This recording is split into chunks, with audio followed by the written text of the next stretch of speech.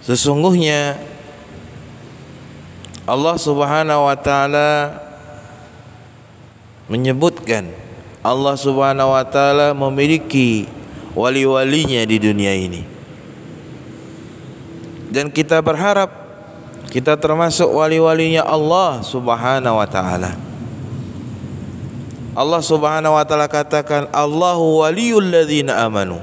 Sesungguhnya Allah lah walinya orang-orang yang beriman. Yukhrijuhum minadz-dzulumat ilan nur. Allah mengeluarkan yakni wali-walinya dari kegelapan kepada cahaya iman. Akan tetapi ikhwan wa akhwati fillahi jami'an, masih samar di kalangan kaum muslimin sebenarnya siapakah wali Allah. Apakah wali Allah itu identik dengan kesaktian atau sesuatu yakni keadaan yang kharijul hadah, yang keluar dari kebiasaan manusia?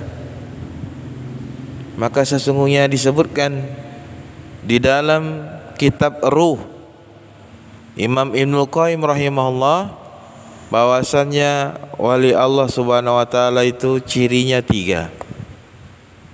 Yang pertama, kita bisa melihat apakah dia wali Allah atau bukan. Yang pertama, barometer yang pertama adalah salatnya. Kita lihat salatnya, apakah dia menjaga salat atau tidak. Kalau dia tidak menjaga salat, dia bukan wali Allah Subhanahu wa taala. Bagaimana salatnya? Bagaimana keadaan dia memperhatikan salatnya atau tidak? Kemudian yang kedua, kata Imam Ibnul Qayyim dalam kitab Ruh bahwasannya salah satu ciri daripada wali Allah Subhanahu wa taala, barometer kita bisa katakan dia wali Allah Subhanahu wa taala, adalah kecintaannya kepada sunnah Nabi sallallahu alaihi wasallam. Berpegang teguh dia kepada sunnah Nabi sallallahu alaihi wasallam, membela orang-orang yang berpegang teguh kepada sunnah Nabi. Jadi kalau ada orang yang membenci sunnah Nabi, memusuhi sunnah, maka ini sudah dipastikan dia bukan wali Allah Subhanahu wa taala. Kemudian yang ketiga, yang terakhir, kata Ibnu Qayyim rahimahullah dalam kitab Ruh, dakwatu ilallah wa rasuli. Dakwahnya kepada Allah dan dakwahnya kepada Rasulullah sallallahu alaihi wasallam. Maksudnya apa? Dakwah kepada Allah, dia mengajak umat, mengajak kaum muslimin untuk beribadah kepada Allah Subhanahu wa taala, untuk ikhlas, menjauhi kesyirikan, memurnikan tauhid kepada Allah Subhanahu wa taala.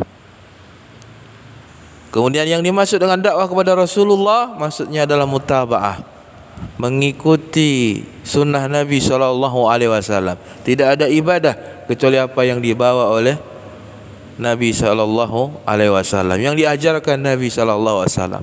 Maka inilah namanya dakwah ilallah wa dakwah ila Rasul.